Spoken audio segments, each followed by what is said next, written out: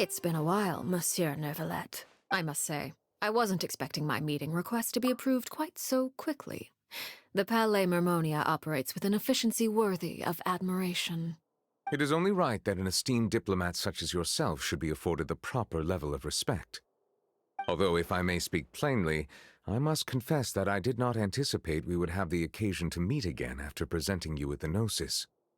I see you brought the Traveler and Paimon with you as well. If I may inquire as to the purpose of your visit. I'll be departing Fontaine shortly. There is, however, an outstanding matter that I would like to see resolved before I go. It requires a rather lengthy explanation, I'm afraid. So I took the liberty of explaining everything in this proposal. Please review it at your leisure, Monsieur Neuvillette.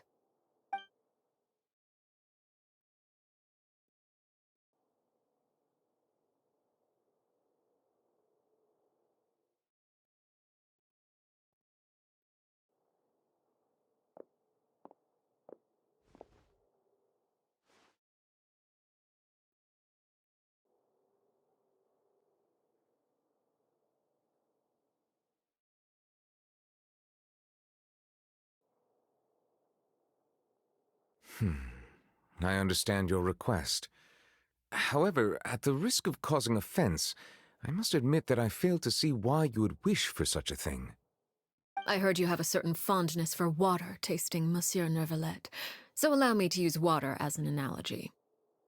A family is like a large body of water with countless rivers flowing in and out. As someone who watches over this system, I would hope that each river that flows from the source will eventually reach the ocean. Of course, objectively speaking, I know this is impossible. Most of the rivers will dry up along the way, disappearing into the ground and leaving nothing but a barren riverbed behind.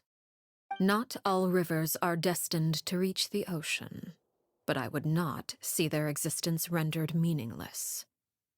I believe the water that flows within them is simply meant for a different destination, like a field in need of irrigation. Or perhaps the glass of a certain water-tasting enthusiast. Did you get any of that, Traveler? Your words paint an optimistic picture indeed. Allow me to remind you, however, few among us are willing to sip from a glass filled with tainted water. It may have been tainted at one point in time, but not to worry. I'll make sure it's strained of all impurities and returned to its cleanest form.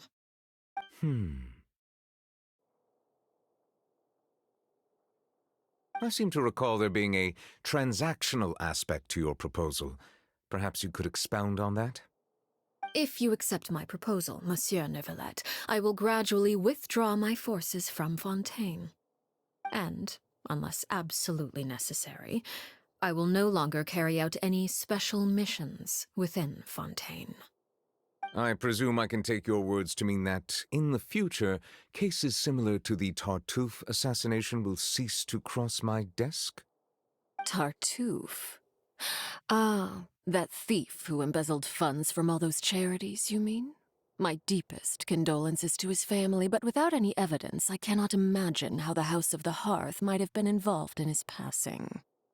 Of course, if you accept my proposal, Monsieur Neuvillette, I'm sure certain measures could be taken to reduce the frequency of such troubles. You choose your words carefully indeed. In that case, I am inclined to accept your proposal. My thanks for your generosity, Monsieur Neuvillette. Well, with that settled, we should be going now. I took the liberty of bringing along 2 bottles of spring water from Snezhnaya for you to enjoy. I do hope I get the chance to hear your impressions. Perhaps at our next meeting, yes? Indeed. I trust you would not overlook your commitment in the meantime. All right, Traveler Paimon. Time to go.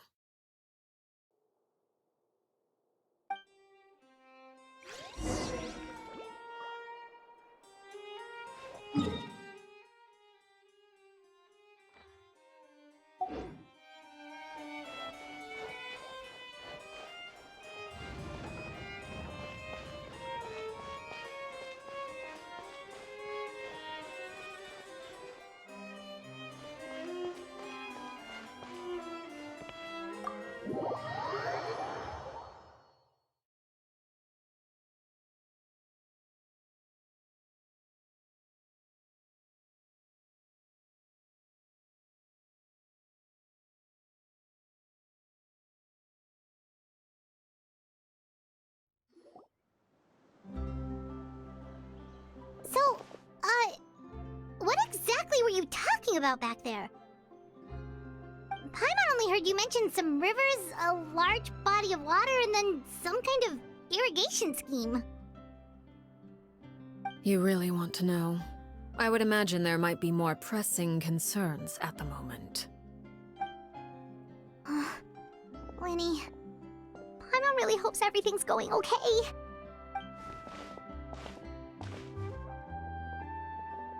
Oh, Paimon recognizes that look. You've got your thinking cap on, don't you, Traveler?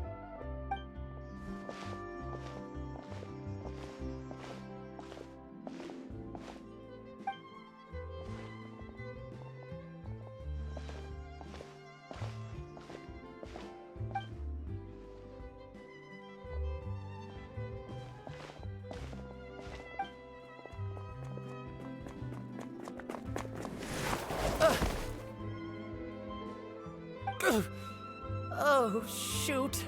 Are you alright? Oh, jeez. I'm so sorry. I was so focused on selling these papers, I wasn't looking where I was going. Well, let me make it up to you at least. Here, take this paper. On the house.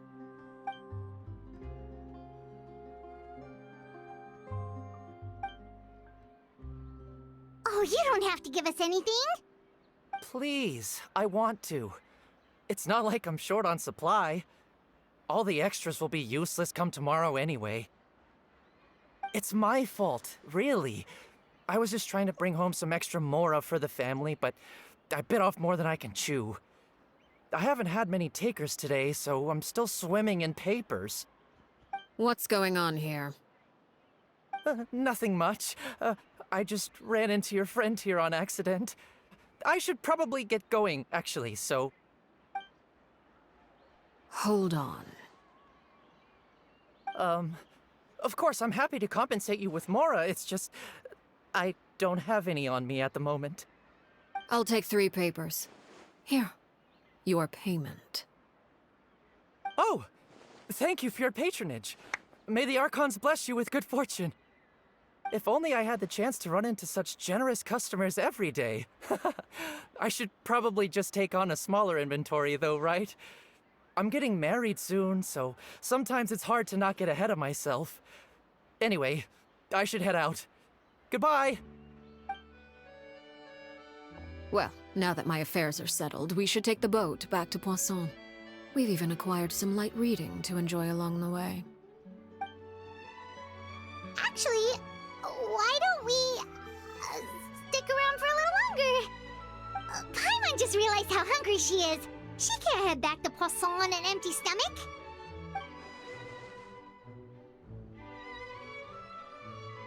It appears you two are under the impression that delaying our return will somehow alter the situation in your favor. I'm sorry to ruin your fantasy, but your efforts are meaningless. That being said, I could be persuaded to give Linny some extra time.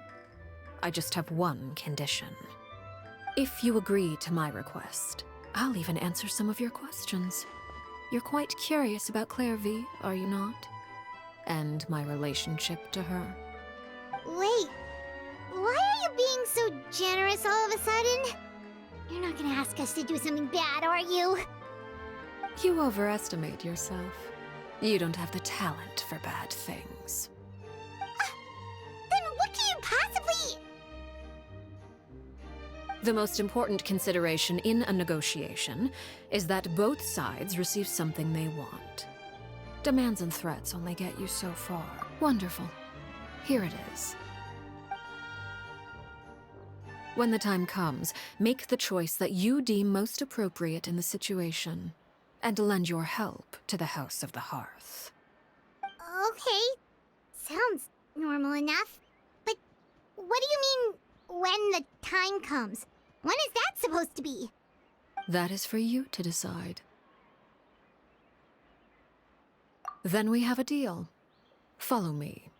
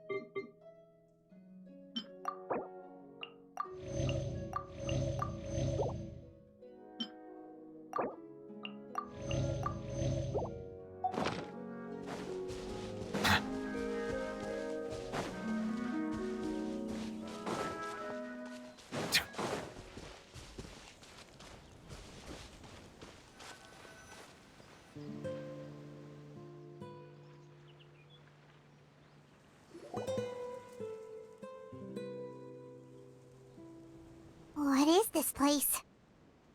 Somewhere long forgotten by everyone. It used to be a grand building. Now it's nothing more than a pile of rubble. No one comes here anymore, nor does anyone care about what once happened here. Although, this place does have something to do with the story I'm about to tell you. It was before I became a harbinger, and before Linny and the others joined the House of the Hearth. Due to certain events, I first killed Clairvy and then her mother. And this is where it all happened. You were the one that killed Clairvy? Patience now. Allow me to explain Clairvy's side of the story first. I'll start from the beginning. Clairvy was 6 years old when she was brought by her mother, Crucibina, to live in the House of the Hearth. From the outside, it seemed like a fairy tale. A thriving family made up of kind adults and friendly children. Crucibina was the knave at that time, and the House of the Hearth was under her control. She was Clairvy's mother by blood, but she was also the mother to all the children in the house. Clairvy was happy here, for a time. But she quickly realized that being part of this family wasn't a fairy tale at all. It was a kind of purgatory. Purgatory? Exactly. The House of the Hearth takes in war orphans from all over Tevat.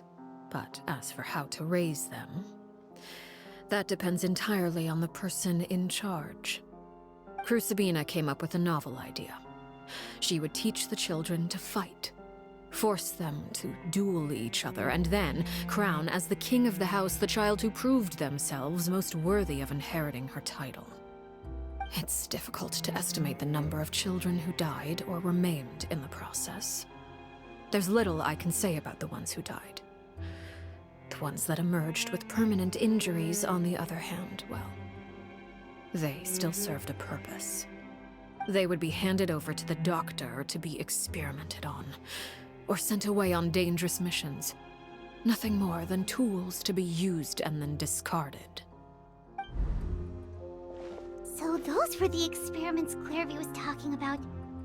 But what actually happened to her?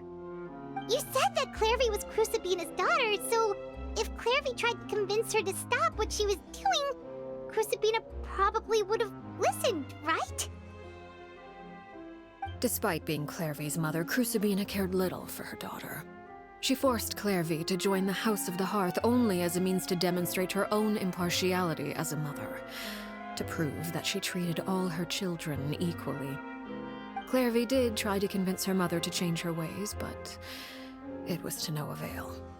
After her efforts failed, the only other option was to rise up and try to fight back.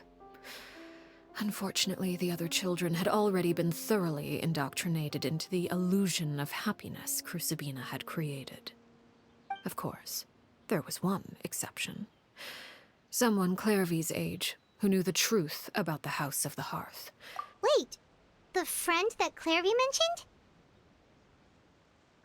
Friend, huh? I suppose we can call her that for now. Clairvy was a cheerful and passionate person with a tenacious spirit. Peruere, on the other hand, was rather cold-blooded. Her cold-blooded nature allowed her to see through Crucibina's facade. Yet, it was also this cold-bloodedness that prevented her from acting against it. At least at first. While Clairvy longed for freedom, Peruere was convinced that, amid all the fighting and violence, she would make it until the end. Despite their differences, the two became fast friends, united by their knowledge of the truth. Clairvy told Peruere that she hoped to create a real family, where no one would be killed or sacrificed. There may have been a certain naivete to her ideas, but Clairvy proved her determination many times over. She tried countless times to run away, ask for help, or expose the truth. But her efforts only earned her beating after beating. The only thing that kept her going was her strength of will. Even with her body racked with pain, she would still stand on her tiptoes and open the window at night. she and Perouer would look out at the moon together, a fierce longing for freedom shining in her eyes. But one day that light simply vanished. Oh no. What happened? Her hopelessness resulted from a culmination of things. 10 years had passed. 10 years worth of failure after failure. She and Perouer weren't children anymore, but finding any chance to escape still seemed as hopeless as ever. It was during this time that Perouer suggested a new plan. If escaping was out of the question, why not take down the very person sitting on top of this throne of lies? Mother herself. Clairvy rejected that proposal. She claimed that, as a famous harbinger, Crucibina possessed an unimaginable amount of power. Trying to kill her would have an incredibly low chance of success. Clairvy never gave another reason, but Perouer could see it written all over her face. Clairvy still thought of Crucibina as her mother. Killing her own flesh and blood was a line she couldn't bring herself to cross. If she couldn't escape and fight back, then only one option remained. Precisely. Death was the only way that she felt she could be free. It happened during a duel. When she arrived at the dueling ring that day, her partner turned out to be none other than Perouer, the very person that had stood by her side all those years. It was a fierce battle. But ultimately, Clairvy decided to let Perouer end her life. From that moment on, Perouer's journey was one written in flames. When the rain finally came and washed it all away, there she stood, the sole victor in Mother's endless game of slaughter, a trail of corpses strewn across her path to success. It was the very result she had predicted 10 years prior. Even then, she believed she would make it until the end. She wasn't surprised by the fact that she emerged as Mother's undisputed heir. Rather, her success left her with an inexplicable sense of restlessness. She was unsettled, and there was only one thing that could quell that sensation.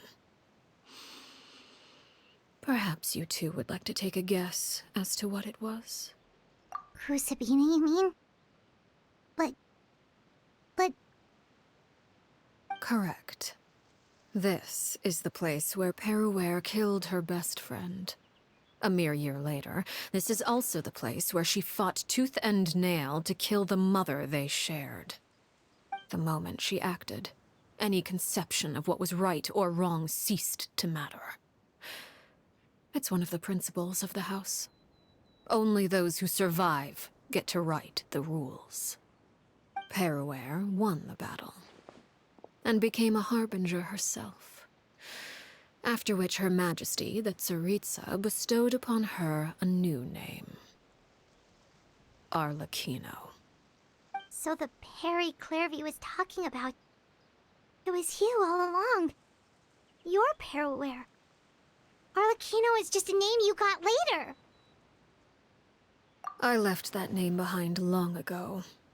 I must say, hearing it now does bring back memories. After I defeated Crucibina, the moniker of Mother died with her. I chose to forego the title she called herself, and even chose to give up my own name. I rebuilt the House of the Hearth under a new identity. Not only as Arlecchino, but as father. And that is where the story ends. Any more questions? Yeah.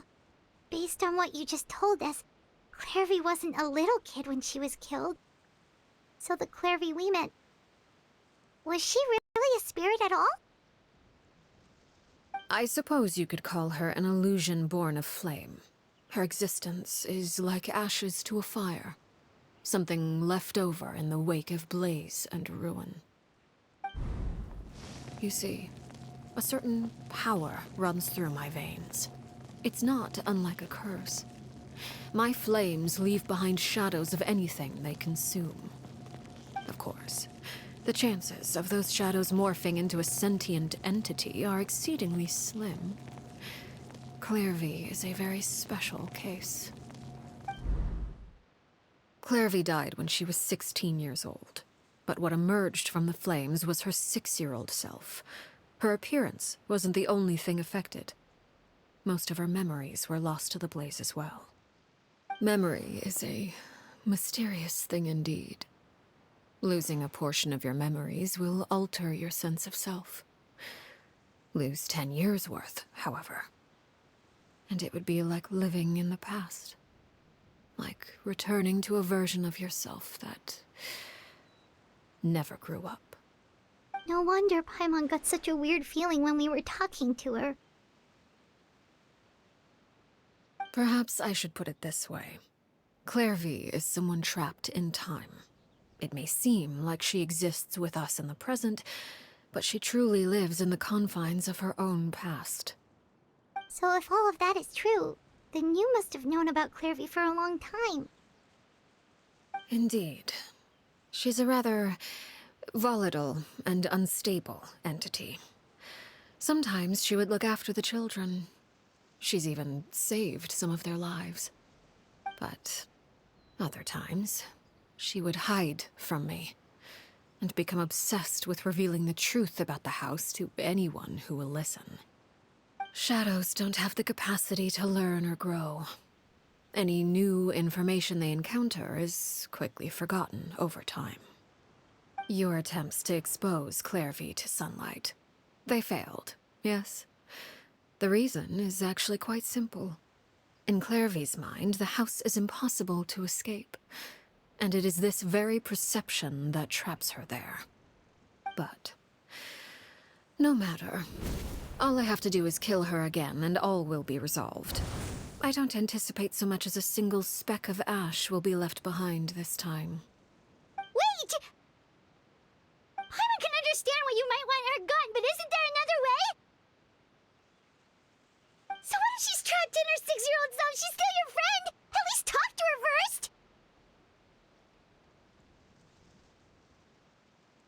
It's too late for that. She broke the rules, and now she must be punished. That goes for Filial and Nantoy as well. She's had quite the effect on them. I hope you understand the difference between Crucibina and myself lies in our formulation of the rules, not our policy for enforcing them. Upholding the rules without question is a trait we both share, because that is how a household should be run. Is this really what you want to do? Whatever could you mean? Don't you want to say a proper goodbye at least?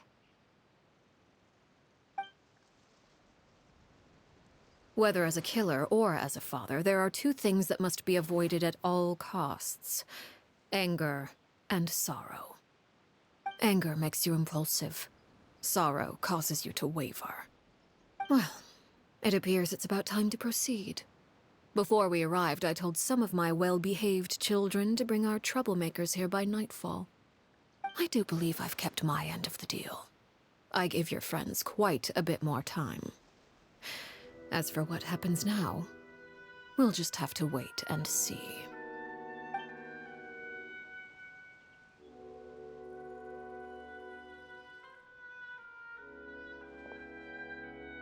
Here they are, Father. You gonna execute him? Seeing something like that would actually be a first for me. Lenny! I'm sorry. I heard about how you helped buy us more time. But I still failed. I couldn't find a way to fulfill her wish. Huh? Are you... Perry? Indeed, it's been a while, Clairvy. Perry! Shh, stay right there. I'm sorry to postpone our reunion, but first I believe certain scores need settling.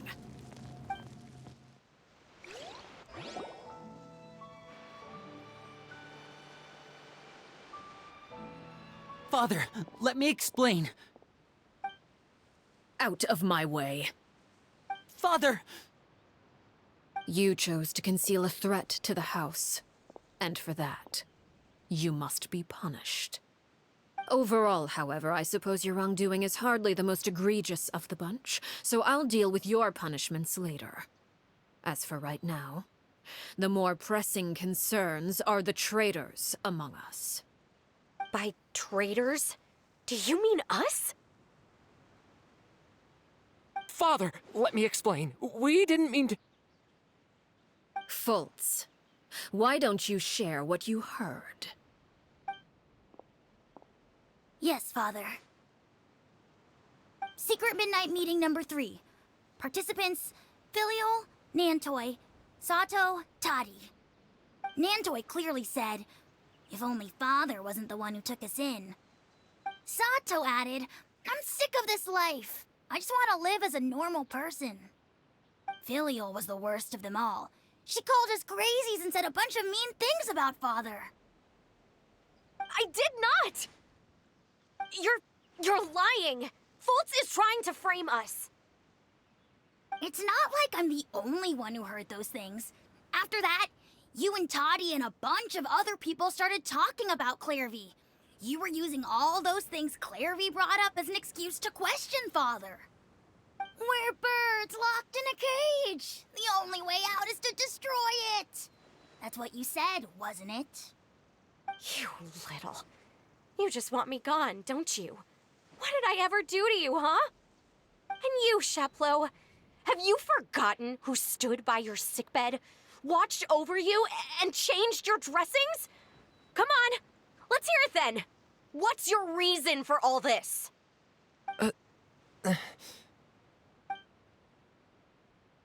You're wrong, Filial. We don't want you to die. You're our family. Liar. You wouldn't be doing this if that were the case. So why? Why have you backed us into a corner? We all live in the House of the Hearth. You know the type of work we do, Filial. A single betrayal can cost dozens of us our lives. It's not like it's never happened before. That kind of thing is hard to forget. That's why the House of the Hearth cannot tolerate any form of betrayal. Ever since we came to Poisson, you've had 7 secret meetings. A lot of the things you talked about really crossed the line. You've been spying on us for half a month? Wait a second. Now that I think about it, the move to Poisson was just a way to make it easier to spy on us, wasn't it? Because we were all in one place. You've had this planned all along. Filial, Nantoy, I'm sorry.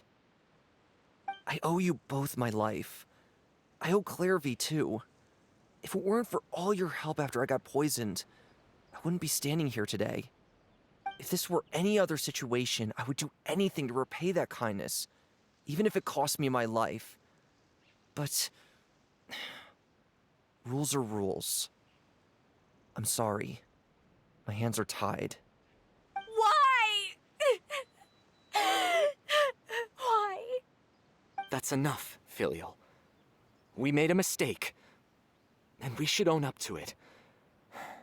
We broke the rules, plain and simple. And now we have to face the consequences. I'm sorry, Sheplo. Fultz. I'm sorry, Father.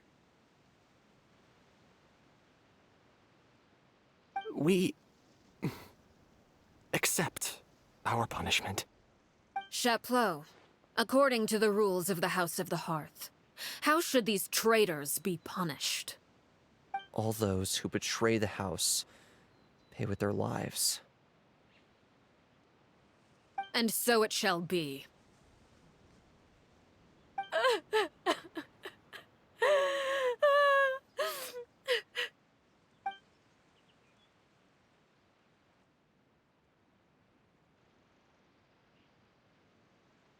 Father, please wait!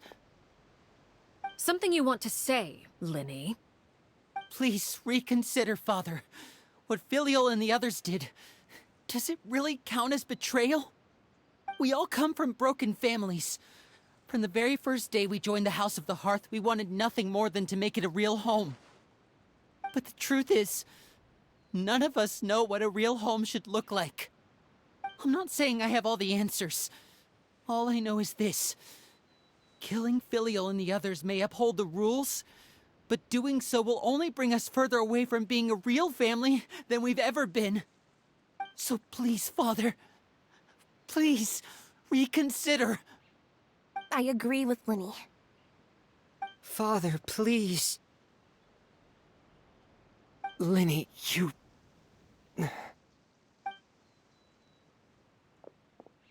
I also agree with Linny.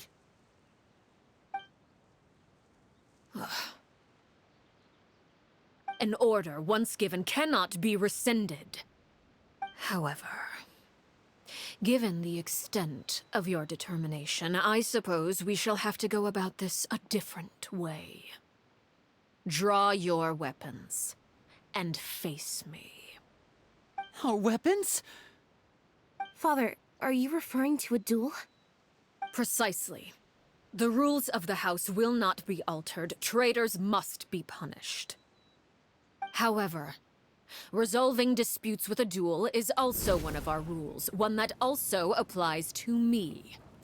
Demonstrate a sufficient showing of strength, and I shall offer a concession. Wait. Beat Father in a duel? Impossible. Father is way too strong, even for Lenny.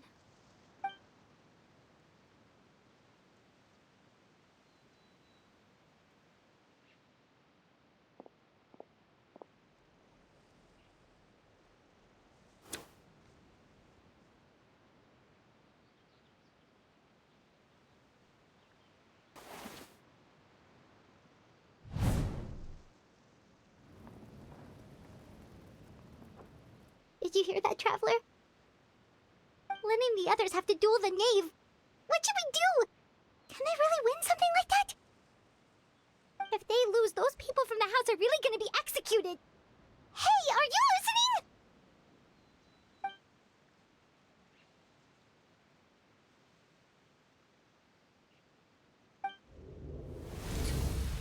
Don't you want to say a proper goodbye at least? Anger makes you impulsive. Sorrow causes you to waver.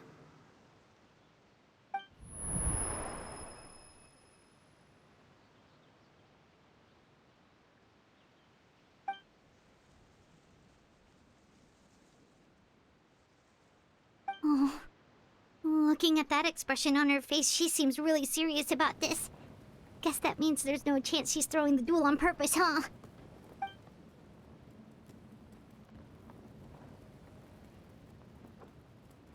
When guests are around, families are often on their best behavior. And any disputes are less likely to escalate. When the time comes, make the choice that you deem most appropriate in the situation, and lend your help to the House of the Hearth. What's wrong, Traveler? Hey, where are you going? Traveler? You're asking to join the duel against the knave? I'll allow it. We do have a ready-made dueling ring at our disposal, after all. All I would advise is this. Keep a firm grasp on your weapon, and give it your all. Any less, and you may just lose your life.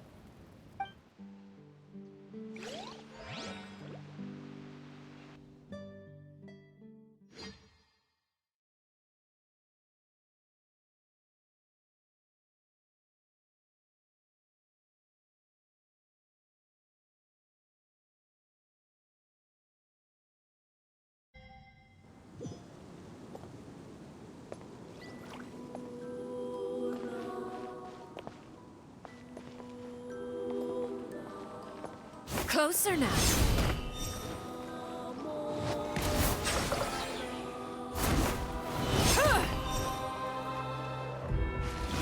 With these rising Watch out for Father's flames. movements! Spare your energy. Running is of little use. Closer now.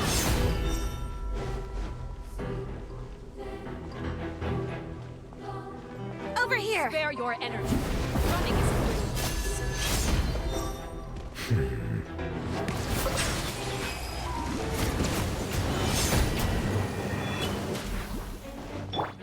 Nice and spicy. Fallen leaves, adorn my night! Try to pace yourself. With these rising flames. Be sanctified.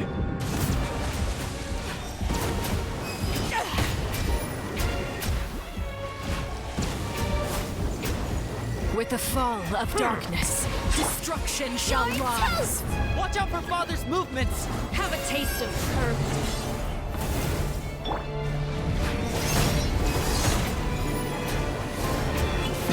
Risk is growing, but it poses no threat to me. With Settle these down. rising flames. Hang in there!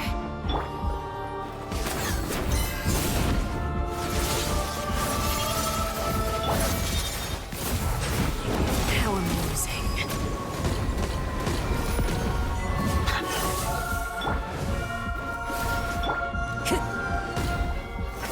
Ready? Try to pace yourself.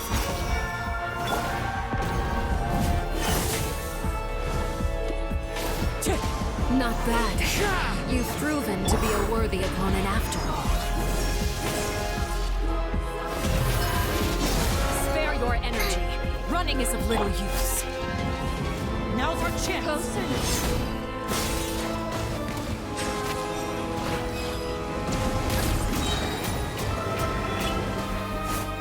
The tide.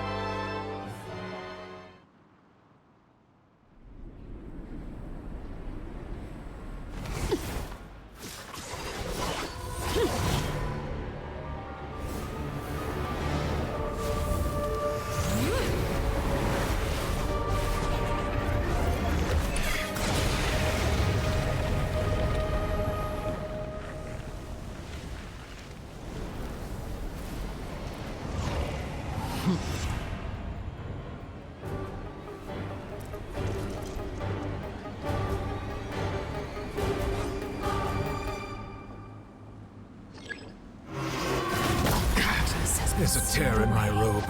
My blade is all that remains. Out of the frying pan. Watch out for Father's movements! Look out!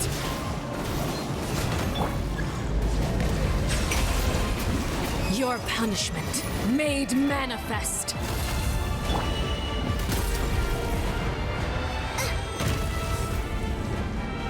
Nice and spicy. Now's our chance! Over here!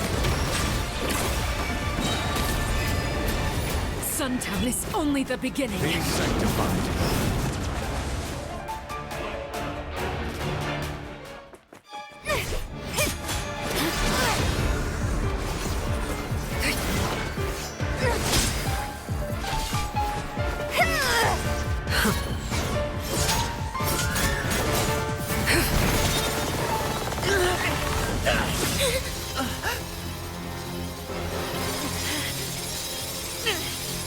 You should know better than to crowd in one place.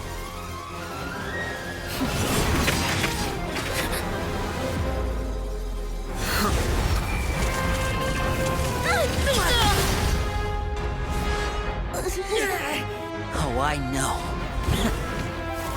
No! I'm sorry, Father!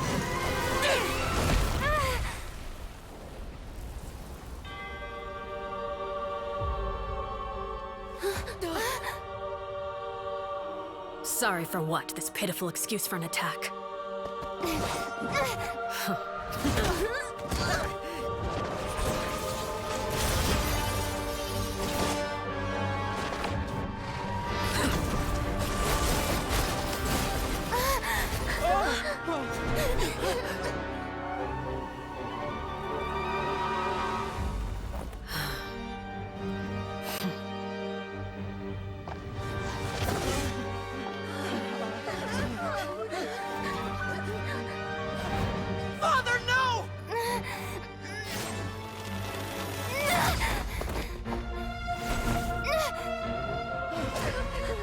Made it out, did you?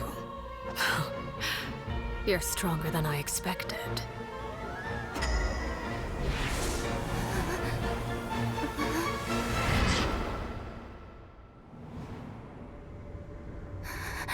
A crimson moon. I can't move.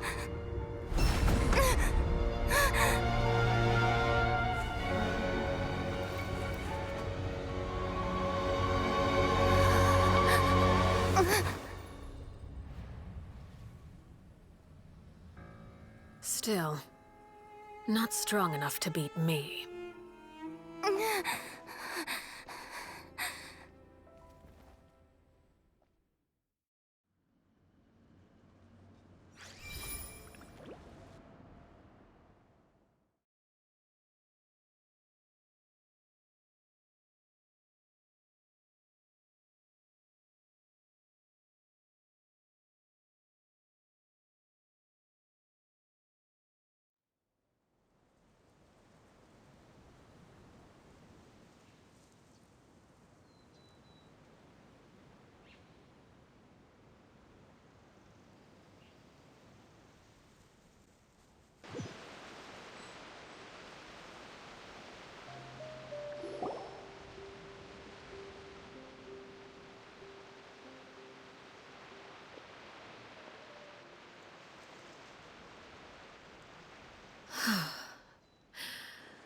I believe we can end things here. It's not often that we get to enjoy the company of guests, after all. We wouldn't want things to get too out of hand. Brother, are you alright? Linny, Given that I am the victor of this duel, as agreed, the punishment stands. No! I never thought things would end like this. However, everyone involved in the duel demonstrated a remarkable level of strength and determination. In light of this, I'm prepared to change the method of execution. Elwar, the bottled flames I gave you for safekeeping. Do you still have them? Yes? I wasn't sure what they were for, but I've kept them super safe. I didn't lose a single one. Wonderful. Then, in just a moment, I'll have you administer them. Bottled flames? Indeed. They're the product of a secret experiment. Under certain special circumstances, flames can be extracted from my person and preserved. Once ingested, searing pain will spread across every inch of your body.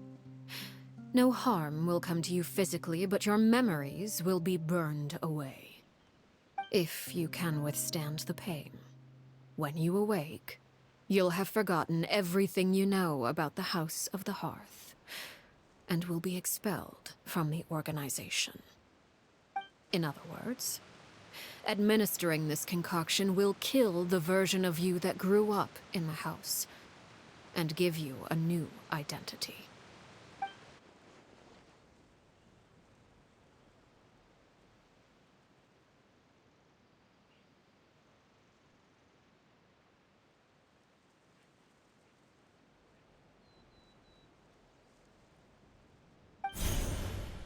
Memory is a mysterious thing indeed. Losing a portion of your memories will alter your sense of self.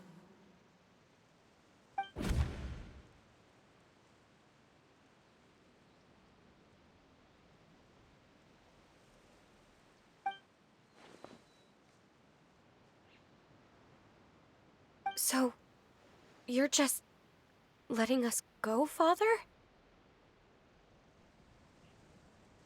You misunderstand. Memories are extremely important. Once consumed by flame, the version of you standing before me will die, and our secrets will die with you. So no, I don't intend to just let you go, because the person who survives will be nothing but a stranger.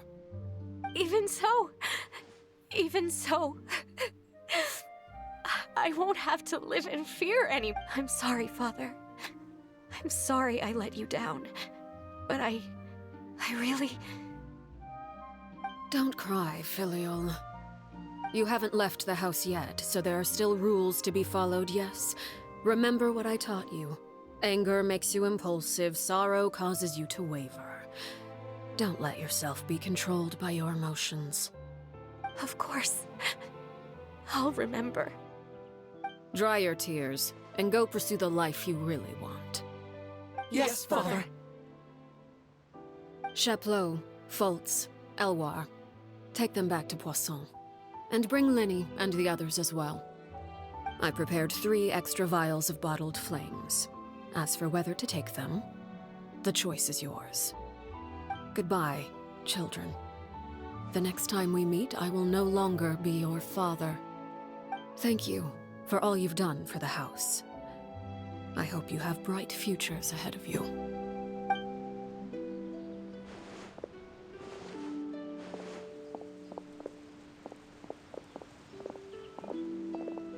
Father!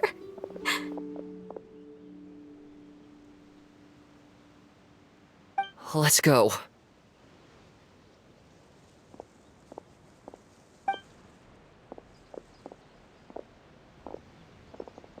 Here, grab my arm, Linny. I'll help you walk back. Thank you.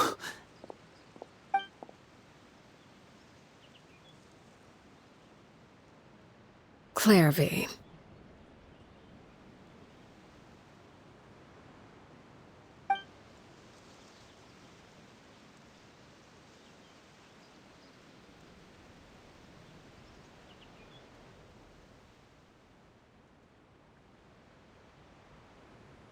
Can we talk now?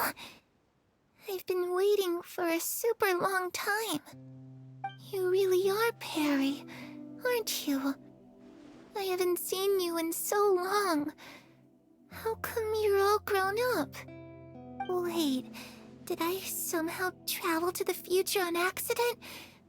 Or am I dreaming? What a long dream. Neither. You died, Clairvy. That's what happened. You could have at least sugarcoated it a little. Look, she's that speechless. Oh. Okay then. Huh? That's it? You accepted it just like that? Yep. If that's what Perry says happened, then I believe her. Perry wouldn't lie to me. Plus, I don't really need to know why I'm like this. I'm more curious about what happens in the future. If you're a harbinger now, Perry, that means Mother is gone, isn't she? Can you tell me about it? I want to know what happened to her. And to me. You never stopped trying to defy fate. At first, no one believed you. You could only vent your frustrations to the moon. In fact, you often sought comfort in the night sky. You wanted to see the aurora, so one night we promised each other we would go to Snezhnaya to see it together. Later on, you tried to run away, but you were brought back each time. Mother spared your life, but it wasn't out of kindness. Instead, she decided to make an example of you by slowly torturing you over time. That way, the other children would know what happens to traitors. Still, you never gave up. Mother hoped that through ruthless duel after ruthless duel, she would be able to crown an ultimate victor among the children she raised. But you called on everyone to unite, to fight to a draw in order to reduce casualties. Your efforts may have only delayed the inevitable, but still. You gave them hope. You tried everything you could think of, but every attempt ended in failure. Still, you never turned your sword on Crucibina, and you never turned it on me. On that gloomy day, you told me, "For the last 16 years of my life, I've done everything I can to fight for freedom. But now, I realize that the only freedom I truly possess is the freedom to choose to die." I never imagined I would say something like that. I must have been feeling really worn down. But somehow, I still think I understand. According to Mother's plan, only one of us was going to make it until the end. And I always hoped that person would be you. If I could do it all over again, I still don't think I would make a different choice. Even when I first met you, I knew you'd be able to do what I couldn't. Is that so? Even now, I'm not sure I truly understand what kind of freedom you were trying to pursue. But as the head of the House of the Hearth and as the children's father, I've tried to give them the most basic of freedoms. The freedom to choose their own fate. It's something I discussed with the Iudex of Fontaine. The children who want to leave the house will have their memories wiped clean of all secrets pertaining to the organization. In return, they will be allowed to live a normal life in Fontaine without being prosecuted for their past. Of course, I won't simply hand freedom to them on a silver platter. They have to fight for it and prove themselves worthy of it. Only freedom that is earned has true value. That's more than enough. That's exactly the kind of life I was fighting for. You know, Perry, I think you're a pretty amazing king, and a really great father, too. I'm really happy that you're the one who took over the house. I guess I do have one regret, though. I still haven't seen the outside world. Well, it just so happens that our dear guests over here have been to many nations and traveled to countless places. Perhaps they would be willing to tell you what the outside world is like. Really? Of course! We've traveled all over the place. We've got so many stories, we could probably talk your ears off for 3 days straight.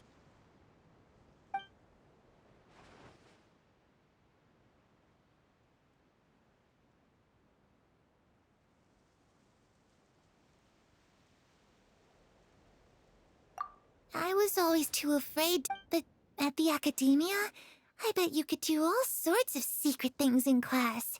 Things that have nothing to do with studying. I'm just kidding. Being able to study whatever you want without having to fear for your life actually sounds pretty great. Those yokai you mentioned, what do they look like?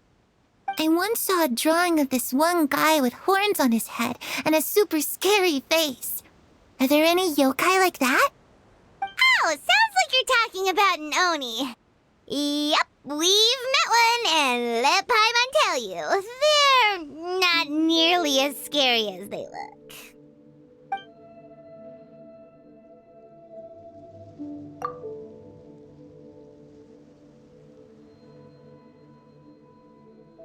The situation was super dangerous. Lenny and Lynette were accused of committing a crime, and they were going to have to stand trial at the Opera Epicles.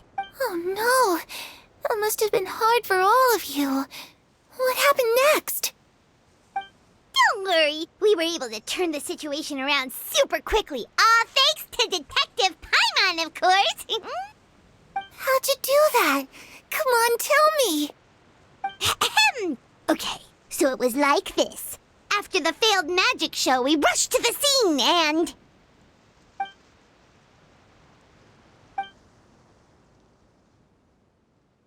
Shadows don't have the capacity to learn or grow. Any new information they encounter is quickly forgotten over time.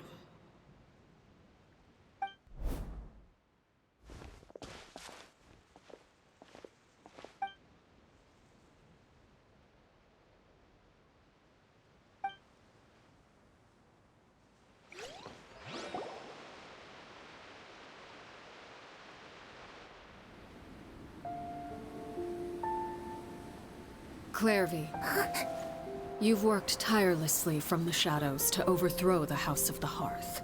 Now, by my authority as the Knave, I shall announce how this matter ends.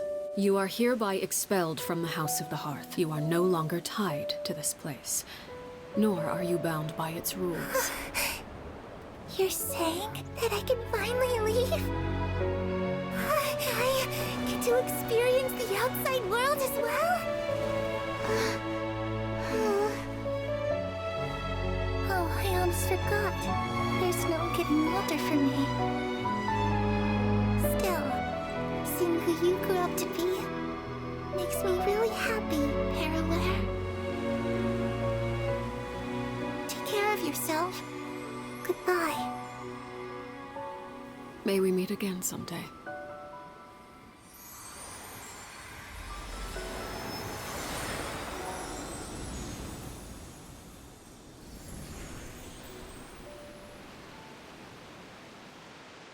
Clairvy. She left so soon. Paimon didn't even get to finish her story. I also have certain sentiments left unsaid. I wanted to tell her that the aurora I saw in Snezhnaya was just as beautiful as the ones in the pictures. But a shadow's memories reset at dawn. Had we delayed any longer, we wouldn't have had the time to say goodbye. Whatever regrets may linger, let them be lost to the coming of a new day. Father? It's Linny! Hey, Linny!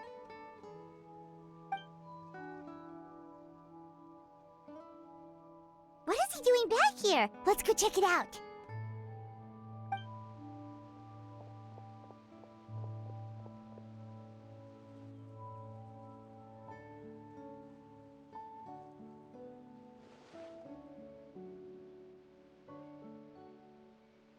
Father, the bottled flames have been administered.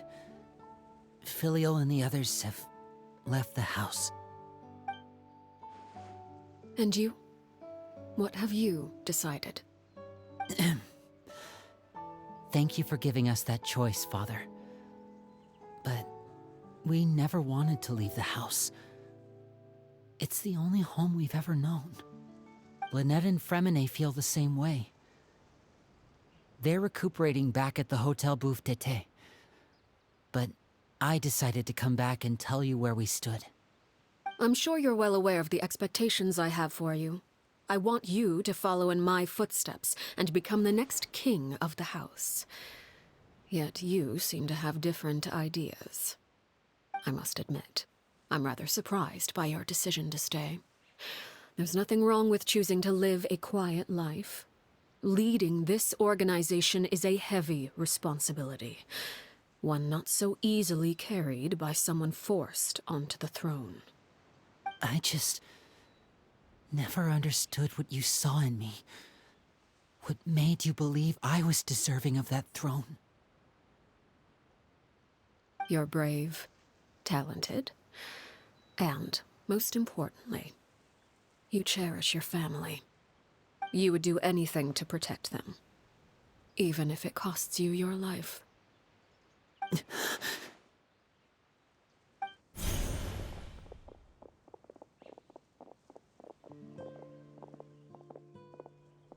Speaking up back there was so brave of you, Linny. It's all thanks to you that we were able to convince Father to back down. You're a hero, Linny. Hero. Father is the real hero. Had Father gone all out during the duel, there's no way I would have walked away with my life. She must have had it all planned from the beginning, from the very moment she suggested a duel. I'm not deserving of that title. I'm not strong enough or smart enough. You're wrong. In my opinion, all you need to be deserving of the throne is conviction and the necessary strength to act on it. We may have different ideas of what it means to be a family, but you can hardly be said to lack conviction. What you truly lack is strength. For someone of your talent, though, that's something that will come with time. Even without that strength, you still chose to face me in a duel, even though the odds were stacked against you. That capacity to honor your convictions is what I truly see in you. Father. No one knows what the future holds, what tragedy or triumph may be in store. Being at the head of this organization requires the strength of will to face whatever comes. Caution will only hold you back. If reaching a certain standard were required to go after what you want, I would never have succeeded in killing my predecessor. Back then, there was still a considerable gap between our abilities. Strength may decide the ultimate victor, but those who let a lack of strength dictate their decisions or undermine their convictions will never be worthy of the throne. I understand, Father. Thank you. Children must grow up to surpass their parents. Only then can a family continue to flourish. The road ahead is not an easy one, so I'll ask you one last time. Are you certain you want to stay? You've done so much for me, Father, and that kindness must be repaid. Plus, with Project Stuja at hand, there are many dangers ahead, and I, for one, don't intend to back down. Protecting my family at all costs, that's my conviction. Then you're welcome to stay. As for Project Stuja, you need not be too concerned. If those cowardly businessmen and heartless dignitaries try to take us down, I'm prepared to teach them a lesson. Having members who longed for the light was our organization's last weakness. With those members no longer among our ranks, the House of the Hearth is like a spider hiding in the shadows. We need only wait for our prey to come to us. At present, our imperative is to use their plan to our advantage. In doing so, a crimson moon shall rise amid the frigid blizzards of winter. No demonstration of loyalty shall go unrewarded, and no sacrifice shall be in vain. As for the two of you, whether we meet again as friend or foe, I'll remember the camaraderie we shared in this moment. No matter how arduous the journey ahead, I hope we both reach our desired destination.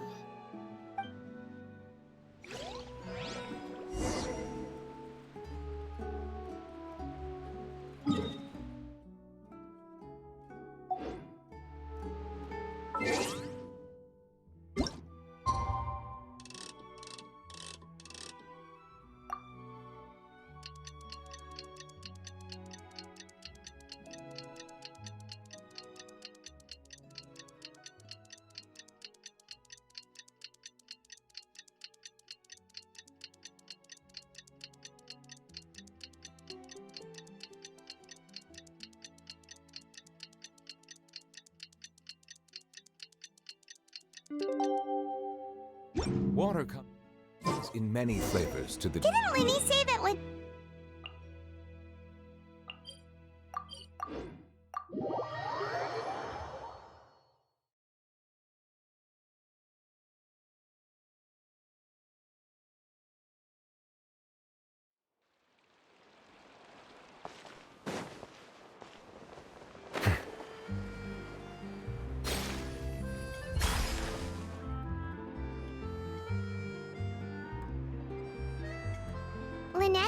Fremine? How are you feeling? Much better. Whew, what a relief! What about you? Are you feeling alright? I knew you'd come out unscathed. Us, on the other hand, well, we've been bed. Oh, and I wanted to ask, is Claire V...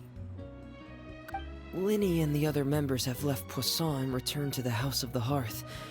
According to him, there haven't been any more sightings of a spirit roaming the house. I see. I'm glad. Father came to check up on us 2 days ago and told us about what happened with... Wait, what? You've met the former knave? Crucibina died a year after Claire V. It was... Crucibina had an extremely cruel and radical way of doing things while she was alive. When I joined, though, the experiment she valued so much had already come to an end, and all the people involved dead. And a couple of months after I joined, Father killed Crucibina and burned all her files. Father took in Lenny and me a couple months after that. but she never mentioned anything about It really seems like something she was planning to keep to herself. The last time you talked to her, did she mention why she kept it a secret for so long? She said she didn't want us to be affected by the darkness of the past. She was worried we'd develop a false sense of gratitude towards her if we knew about it. The foundation of a family should be free of any corrupting influence. Whatever happened in the past, it has nothing to do with who we are now. And that's what Father told us in the end. But I still thanked her for everything. It was only after hearing about what Crucibina did that if Father hadn't taken over the House of the Hearth, I probably would have already... Father rarely brings up the fact that she saved us. She doesn't believe that being indebted to her, but even if we didn't owe her anything, we may have arguments or times when we feel wronged. Some people may even... Whether the path before us is bathed in sunlight or shrouded in shadow. So I wanted to say thank you for helping us make it through this crisis. Without your help, we could have lost a lot more along the way. Oh, we didn't do anything, really. Of course. You're welcome anytime. Are Filial and... I actually saw them at a cafe this morning. They didn't recognize me. From what I could tell, they were drinking coffee and talking about... They seemed happy. If I had to take a guess, I would say...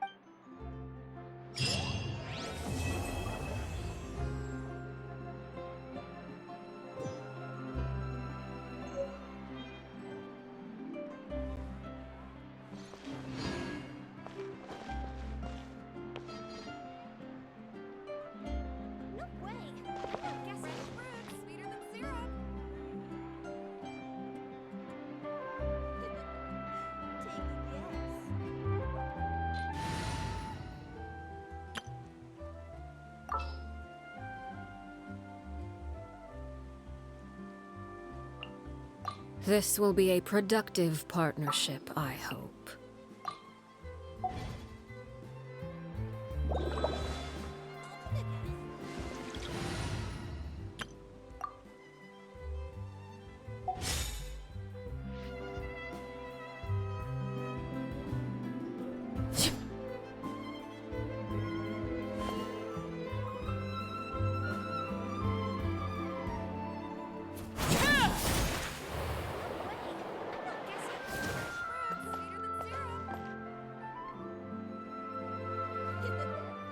Take a guess.